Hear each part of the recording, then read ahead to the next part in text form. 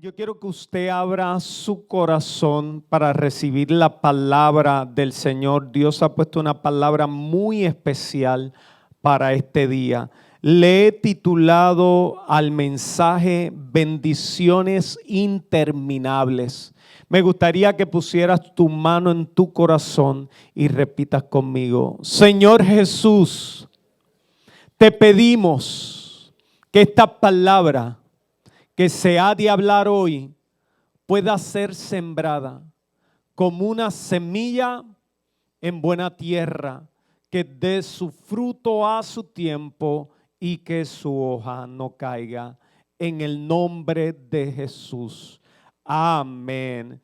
Me gustaría que fueras a la palabra del Señor en Hechos capítulo 16, versículo 25 al 33. Y dice así: pero a la medianoche, orando, Pablo y Silas cantaban himnos a Dios, y los presos los oían. Entonces sobrevino de repente un gran terremoto, de tal manera que los cimientos de la cárcel se sacudían, y al instante se abrieron todas las puertas y las cadenas de todos se soltaron. Despertando el carcelero y viendo abiertas las puertas de la cárcel, sacó la espada y se iba a matar, pensando que los presos habían huido. Mas Pablo clamó a gran voz diciendo: no tengas ningún mal, pues todos estamos aquí. Él entonces, pidiendo luz, se precipitó adentro y temblando, se postró a los pies de Pablo y de Silas. Sacándolos, les dijo: señores, ¿qué debo hacer para ser salvo? Ellos dijeron: cree en el Señor Jesucristo y serás salvo, tú y tu casa. Y le hablaron la palabra del Señor a él y a todos los que estaban en su casa. Y él, tomándolos en aquella misma hora de la noche, les lavó las heridas, y enseguida se bautizó él con todos los suyos. Ahora, para poner en contexto la palabra que acabamos de leer, necesitamos conocer la historia del acontecimiento, porque ellos estuvieron presos en la cárcel, porque los azotaron. Antes de estos versículos, usted, si lee en ese capítulo, usted verá por qué ellos estuvieron en la cárcel. Ahora les quiero hablar en palabras simples por qué ellos llegaron a ese lugar. Pablo y Silas estaban predicando la palabra del Señor, se estaban moviendo en la unción del Espíritu Santo, las personas los estaban escuchando.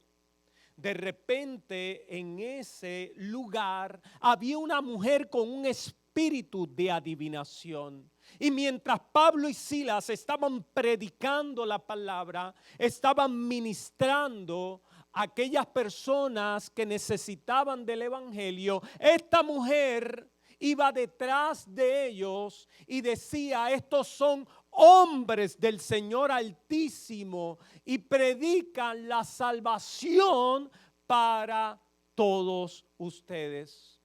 Y ella todo el tiempo iba detrás de ellos, hasta que un momento el apóstol Pablo se molesta y está caminando y mira a la mujer y le reprende el espíritu de adivinación. Entonces ese espíritu que tenía la mujer sale de ella. Y los dueños de esta mujer, que la utilizaban para adivinar, para utilizarla con este espíritu de adivinación, para ganar dinero, se molestan. Entonces hacen un alboroto, el pueblo se descontrola y Pablo y Silas terminan en la cárcel. Y ahí se desarrolla esta historia. Ahora, me llama mucho la atención que Pablo y Silas en los momentos de dificultad, en los momentos de adversidad, tomaron una buena actitud. ¿Cuál fue la actitud? Que ellos en medio de esta crisis decidieron orar y decidieron adorar al Señor. Y esto nos enseña a cada uno de nosotros que en medio de las crisis de la vida, en medio del dolor que enfrentamos, en medio de la adversidad no esperada, necesitamos tomar la actitud que tomó Pablo y Silas. En medio de la cárcel, habiendo ya sido azotados, ellos decidieron adorar al Señor. Creo que cada uno de nosotros, de los que está aquí presente, muchas veces en vez de orar y adorar nos quejamos. ¿Sí o no? Cuando vienen los momentos de dificultad, a veces en vez de levantar alabanza, nos quejamos y decimos, Señor, ¿por qué? Señor, ¿para qué? ¿Sabe? Usted lo ha hecho y este servidor también. No podemos engañarnos, pero debemos tomar la actitud que tomó Pablo y Silas. ¿Cuál fue la actitud? Orar y adorar al Señor. Ahora esto me lleva a mi primer punto, el poder de la oración y la adoración. La palabra enseña que Dios habita en la alabanza de Israel, en la alabanza de su pueblo. Es decir, que cuando nosotros tomamos la actitud correcta de orar, de alabar, en medio de la crisis, Dios se hace presente. No solamente Dios se hace presente, sino que Dios habita. Dios nos hace compañía y a pesar de la adversidad, a pesar de la enfermedad, a pesar de la partida de un ser querido, Dios está con nosotros. Y si Dios está con nosotros, ¿quién contra nosotros? Así que cuando alabamos al Señor, cuando lo exaltamos, Él promete estar con su pueblo, estar con sus hijos. Él promete estar contigo. Dígame amén a eso.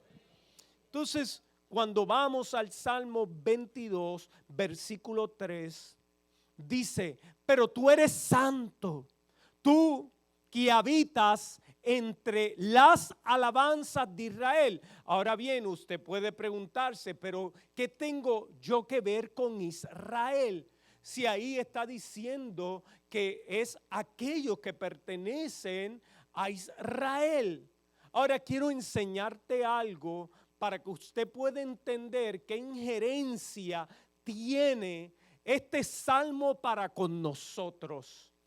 Ahora, cuando nosotros leemos la Biblia, nosotros no la podemos leer en un contexto histórico solamente. Nosotros tenemos que leerla entendiendo el Evangelio de Jesucristo. Así que cuando usted entiende el Evangelio de Jesucristo, la obra de Jesucristo, lo que Él vino a hacer por cada uno de nosotros, usted comienza a leer la Biblia diferente desde Génesis hasta Apocalipsis. Usted no puede sacar el sacrificio de Jesucristo para interpretar la Biblia, pero cuando usted entiende la obra de Jesucristo, usted la empieza a interpretar distinta. Y quiero enseñarles algo importante para que usted entienda que usted es un hijo de Dios y que usted está bajo una promesa de pacto. Vamos a Gálatas capítulo 3. Vamos a Gálatas capítulo 3, versículo 6 en adelante. Dice, así Abraham creyó a Dios y le fue contado por justicia. Sabed, por tanto, que los que son de la fe, estos son hijos de Abraham. Ahora me detengo aquí. Abraham es el padre de la fe. Y Abraham fue llamado para ser pueblo de Dios antes de la circuncisión. Y quiero dar este detalle porque este detalle es importante. Eso quiere decir que Abraham, antes de ser llamado, antes de obedecer a la palabra de Dios, era del pueblo gentil, es decir, era pagano. Sin embargo, Dios lo ve y lo llama por su amor y por su misericordia, y ese responde al llamado. Así que Abraham responde por la fe. Nosotros no somos judíos, nosotros somos gentiles. Y vamos a seguir leyendo para que usted pueda entender. Sabed, por tanto, que los que son de la fe, estos son hijos de Abraham. Y la Escritura, previniendo que Dios había de justificar por la fe a los gentiles, dio de antemano la buena nueva a Abraham, diciendo: en ti serán benditas todas las naciones, de modo que los de la fe son bendecidos con el creyente Abraham. En otras palabras está diciendo, ustedes, a pesar de que no son judíos, ustedes son hijos de Dios y son bendecidos por la fe de Abraham, porque nosotros hemos creído a través de ¿qué? De la fe. ¿De la fe en quién? En nuestro Señor Jesucristo. Y el apóstol Pablo le está enseñando a los Gálatas, miren, ustedes, a pesar de que son gentiles, no son judíos, las bendiciones del padre Abraham les toca por herencia. Ahora seguimos leyendo Gálatas 6, 15 en adelante, Nueva Traducción Viviente. Dice: no importa si fuimos o no circuncidados. Ahora me quiero detener aquí. Escuche bien esto. Abraham fue llamado antes de circuncidarse. La circuncisión es el pacto que hay para Abraham después de haber sido llamado. Y cuando usted piensa en circuncisión, piensa en el pueblo judío. Piensa en aquel pueblo señalado por Dios. Pero él está diciendo, mira lo que dice, no importa si fuimos o no circuncidados. Lo que importa es que hayamos sido transformados en una creencia nueva, que la paz y la misericordia de Dios sea con todos los que viven según ese principio. Ellos son el nuevo pueblo de Dios. Ahora, ¿por qué quise traer esto? Porque todas las promesas a Abraham y todas las promesas que hay desde Génesis hasta Apocalipsis, nosotros las heredamos por la fe. Eso es lo que significa que nosotros no somos bastardos. Eso es lo que significa es que nosotros somos hijos de Dios, herederos de todas las promesas de nuestro Padre Celestial.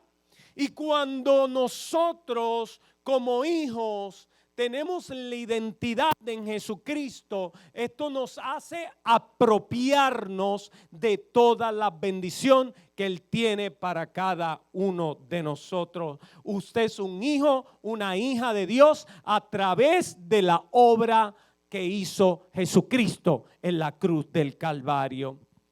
Ahora somos pueblo de Dios.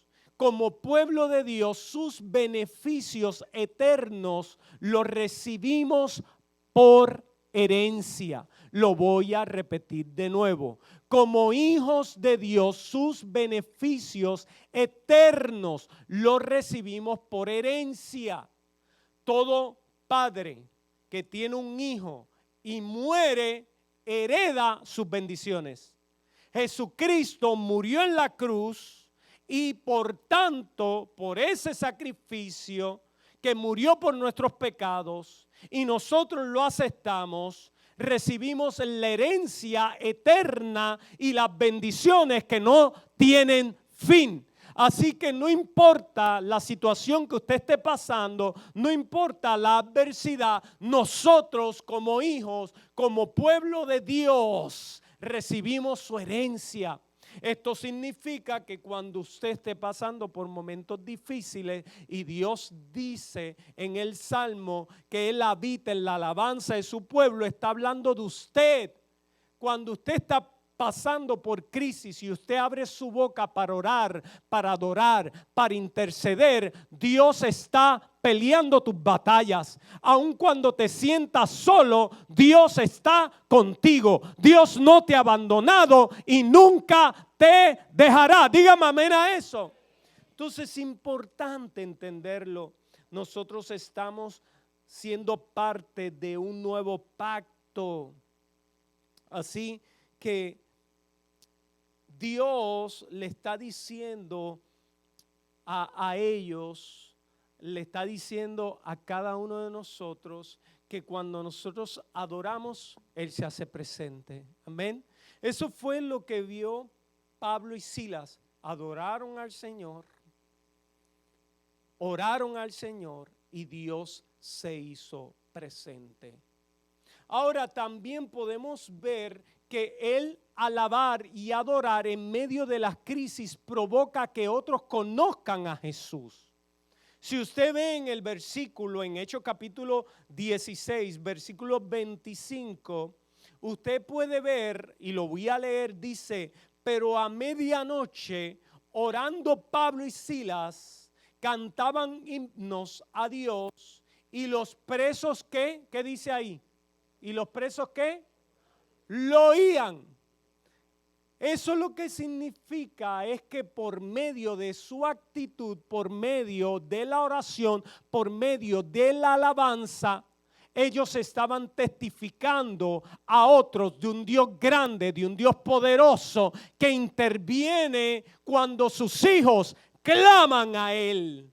Eso nos está hablando, amado, que hay una nube de testigos rodeándonos para ver cuál es nuestra actitud en los momentos de crisis, para ver cómo nosotros reaccionamos cuando las cosas no nos van tan bien, porque no siempre las cosas van a funcionar como nosotros lo deseamos. Y hay personas que nos ven, no solamente los externos, sino los internos. Si tú eres papá y tú eres mamá, tus hijos te van a ver en medio de la crisis. ¿Cómo tú vas a reaccionar? ¿Cuáles son las decisiones que vas a tomar? Y como ellos son esa nube de testigos, nosotros debemos tomar la actitud de ser un ejemplo para ellos. Y Pablo y Silas eran un ejemplo para aquellos presos que los oían. Ahora esto me lleva a mi segundo punto. Y el segundo punto es integridad. ¿Qué es integridad? Integridad es hacer lo correcto cuando nadie me ve. Integridad es ser sincero conmigo y con Dios. La integridad es muy importante y quiero tomar lo que hemos leído. Pablo y Silas estaban presos y dice la palabra que vino un terremoto. ¿Qué sucedió? Dice que las puertas fueron ¿qué? Abiertas y las cadenas fueron rotas. Ahora me pregunto yo, si a mí me meten preso injustamente y las puertas se abren y las cadenas son rotas, yo les voy a decir, yo hubiera corrido, me hubiera ido. Pero ¿sabe? Ellos no hicieron eso. Dice la palabra que se quedaron quietos. Y me parece que convencieron a los demás que no se fueran. Porque cuando preguntan, Pablo dice, ¿verdad? Cuando este hombre se va a quitar la vida y lo detiene, le dice, ¡hey! Esta es la versión Iván Irizarry. ¡Tranquilo! ¡No te quiten la vida! y dice que él no se quitó la vida, y Pablo le dice, estamos todos aquí. Ellos pudieron haberse escapado, pero sin embargo, bajo la integridad se quedaron. Ahora, ¿usted sabe por qué se quedaron? Porque Pablo quería que le hicieran un justo juicio. Si usted sigue leyendo la historia, usted se va a dar cuenta que Pablo dice eventualmente que él era ciudadano romano y que tenían que hacerle un juicio justo. Entonces la palabra dice que ellos se asustaron porque él era ciudadano romano y lo dejaron ir. Y esto lo que nos lleva es a entender que la integridad nos favorece, porque el favor de Dios está en los íntegros. Pero, ¿por qué? Porque mira lo que dice Proverbios capítulo 15, versículo 3. Los ojos de Jehová están en todo lugar, mirando a los malos y a los buenos. Ahora yo quiero que usted ponga esto gráfico, que usted lo pueda entender no solamente intelectualmente, sino espiritualmente. Lo que nos está enseñando Proverbios 15, versículo 3, es que Dios está ahí en todo momento. Dios está en la escuela, Dios está en la universidad, Dios está en tu trabajo, Dios está en tu casa, Dios está cuando llenas las planillas, Dios está cuando dice una mentirita piadosa. Dios está ahí. Si nosotros le hacemos conciencia a nuestros hijos de esta realidad y nos hacemos conciencia a nosotros mismos, usted va a caminar en integridad en todo momento. Porque Dios está presente. Imagínese usted, Dios está presente cuando usted está mirando las redes sociales. Ahí cuando usted está viendo Instagram, cuando usted está viendo TikTok, cuando usted está viendo Facebook. Y esos videitos que son los videitos cortos que a veces muestran cosas muy feas. Dios está ahí también cuando usted está solo. Cuando usted se cree que nadie lo está viendo, Dios está presente. Dios te está viendo. ¿Cuántos me están entendiendo? Y eso provoca, amado mío, que caminemos en integridad. Si sabemos y entendemos que Dios nos está mirando, nosotros nos vamos a comportar a la estatura de la voluntad de Dios para nuestra vida. Pero las personas piensan que están todo el tiempo solos, que nadie los ve. Y por tal razón toman decisiones equivocadas. Pero ahora yo quiero que desde hoy usted sepa que Dios lo ve en todo momento. La intimidad de nosotros nos da más valor que lo que hacemos en público. Voy a repetir lo que acabo de decir. La intimidad de nosotros nos da más valor de lo que hacemos en público. Porque la maldad del ser humano se manifiesta en la hipocresía. ¿Qué es la hipocresía? Aparentar algo que no somos. Pero ante Dios estamos descubiertos y debemos entender este principio.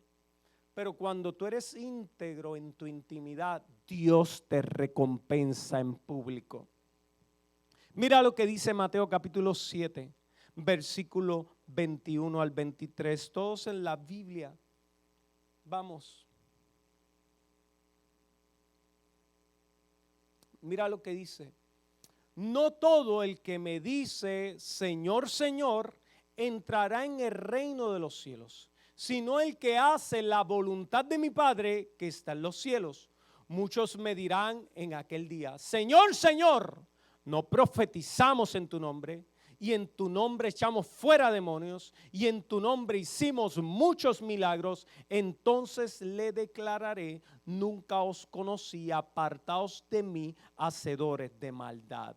Esto lo que está enseñándonos es que hay muchas personas que dicen, yo soy del Señor. hay muchas personas que dicen, soy pastor, soy evangelista, soy maestro, soy apóstol, soy profeta, y hacen muchas señales. Pero eso no significa que Jesús sea su Señor. Cuando la palabra se refiere a Señor, lo que se refiere a que Él es dueño.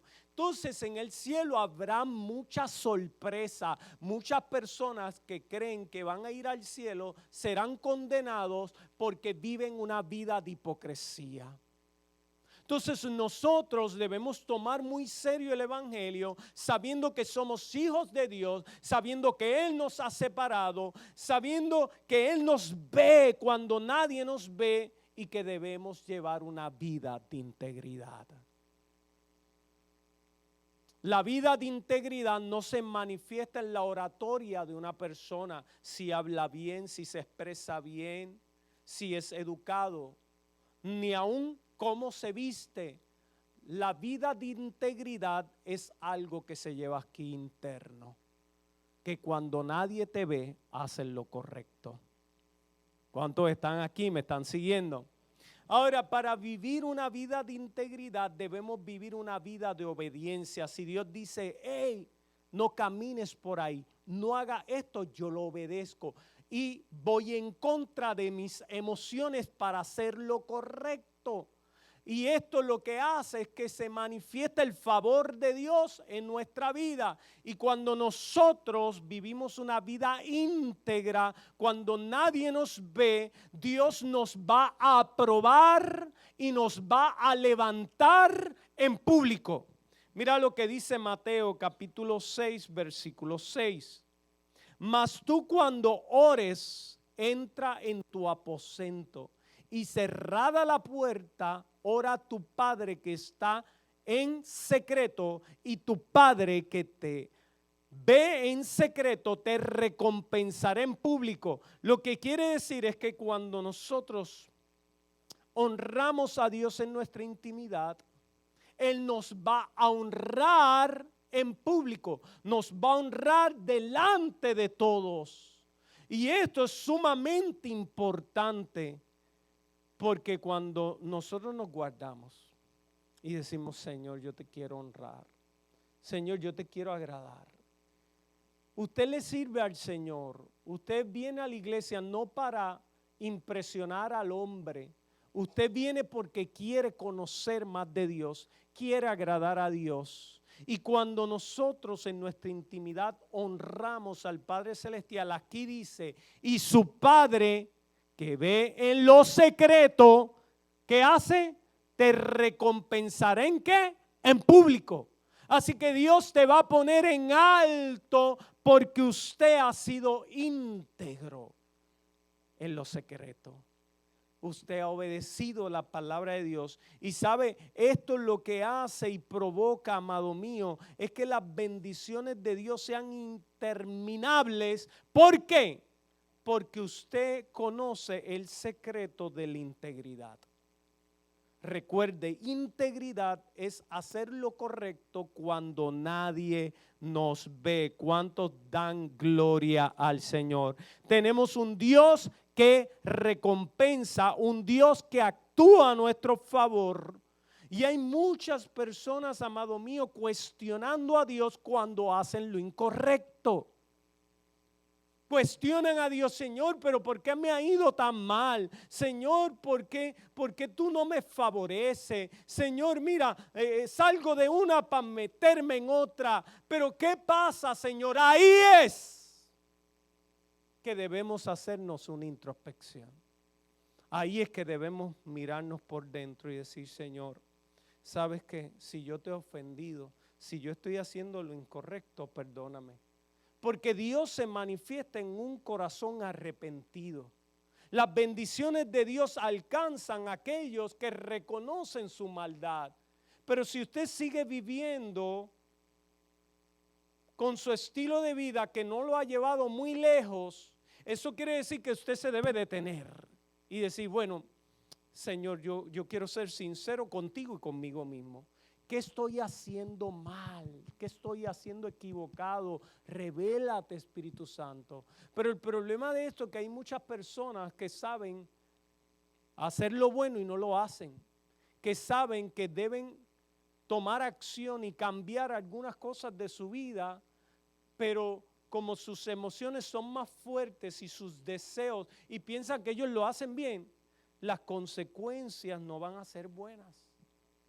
Usted debe pararse en algún momento de su vida y decidir qué va a hacer con ella. Hay muchos creyentes que le echan la culpa a Satanás. ¿Ha escuchado la frase que dice, el diablo me tiene zarandeado? ¿Ha escuchado eso? Le voy a decir algo, si usted es un hijo y una hija de Dios, Satanás no tiene autoridad sobre usted. Satanás tiene cero de autoridad, porque ya usted pertenece al reino de los cielos. Ya usted pasó de las tinieblas a una luz admirable, porque creíste en Jesús, porque aceptaste a Jesús. Ahora bien, Satanás se aprovecha de la debilidad de aquellos hijos de Dios que no caminan en obediencia. Cuando usted no camina en obediencia, usted le está abriendo puertas al enemigo para que él haga lo que quiera. Pero cuando usted camina en obediencia, usted cierra las puertas y el enemigo no puede hacer nada porque no tiene autoridad sobre usted. Así que muchas de las consecuencias de los seres humanos no tienen que ver con Satanás. Dígaselo al que está a su lado, mira, no tiene que ver con Satanás, le está echando la culpa a Satanás cuando no la tiene. No tiene que ver con Satanás, tiene que ver con nuestras decisiones. Y cuando entendemos esto, comenzamos a tomar buenas decisiones y usted se va a abrir un camino de bendición porque está caminando en la senda del Dios Padre Todopoderoso que pelea tus batallas y que no ha perdido una. No ha perdido una, no ha perdido una. Ahora esto me lleva a mi tercer punto. Mis decisiones bendicen a mis generaciones. ¿Saben la decisión que tomó el carcelero? Tomó la decisión más importante de su vida. Él se sintió perdido y ellos le presentaron el evangelio porque hubo una acción de él. Él fue y le preguntó, ¿qué tengo que hacer para ser salvo? Y ellos le respondieron, cree en el Señor Jesucristo y serás salvo tú y tu casa. Ahora, creer, eso implica un acto de fe. Lo voy a repetir de nuevo. Creer implica un acto de fe. Esa es la manifestación de la fe en nosotros cuando hemos reconocido que Jesucristo es nuestro Señor, que Jesucristo es nuestro Salvador, que Jesucristo es nuestro dueño, que ya yo no guío mi vida, ya yo no guío mi vida, Él guía mi vida, Él guía mis pasos. Esto es un acto que todos debemos pasar por Él. Esto implica nuestro nuevo nacimiento, que tenemos una nueva naturaleza, que somos distintos, que pensamos distintos, que actuamos distintos, que somos diferentes, que no somos como el mundo, que Dios puso en nosotros una nueva naturaleza. Y nosotros caminamos, hablamos, trabajamos, hacemos familia a la mente de Dios, no a la mente del mundo. Esa es la diferencia del que cree. Pero ¿qué sucede? Hay muchas personas que dicen, no, yo creo en Jesús. No, yo voy a la iglesia, pero hacen y actúan conforme, no a la voluntad de Dios, sino a su voluntad. Entonces, lo que nos diferencia de ser creyentes es el fruto. Nosotros somos salvos, no por obras para que nadie se gloríe, pero las obras son un reflejo de nuestra salvación. ¿Quién lo entendió? Lo repito de nuevo. Nosotros no somos salvos por obras, pero las obras son un reflejo de nuestra salvación. Es decir, que cuando yo honro a Dios, hago lo correcto, es porque ya Él habita en mi corazón.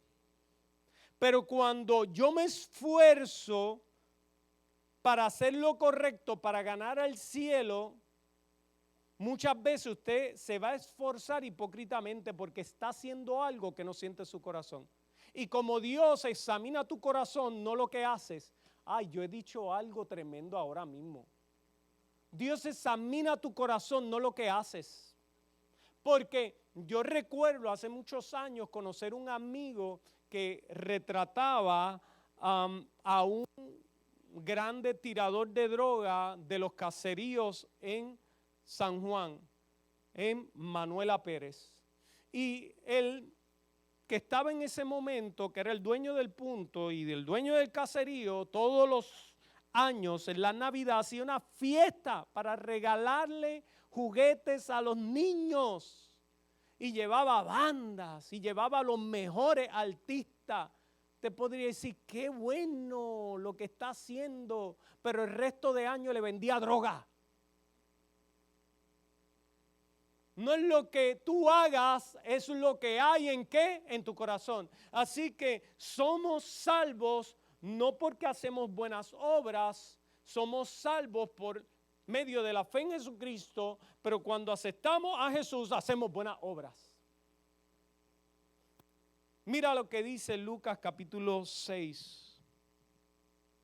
Lucas capítulo 6, versículo 43 en adelante dice: un buen árbol no puede producir frutos malos y un árbol malo no puede producir frutos buenos.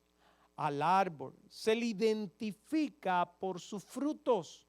Los higos no se recogen de los espinos y las uvas no se cosechan de las zarzas.